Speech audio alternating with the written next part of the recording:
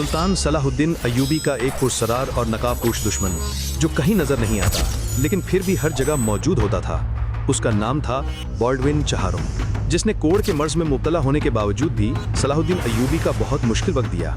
वो तलवार के बजाय दिमाग से लड़ता था। सियासत की जंग में वो सलाहुद्दीन अय्यूबी का हमपल्ला था। उसने सलाहुद्दीन अय्यूबी के हौसले तोड़ने के लिए जहर, जादू और हर तरह की तरकीबें इस्तेमाल की, लेकिन सलाहुद्दीन अय्यूबी का जज्बा ईमाने और बैतुल मुक़द्दस को हासिल करने का ख्वाब इस कदर मजबूत था कि वो 1 इंच भी पीछे न हटे।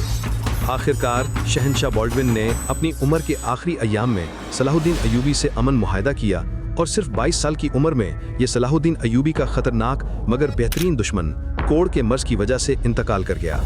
उसकी वफात के बाद यरूशलेम का कोई हाल न रहा।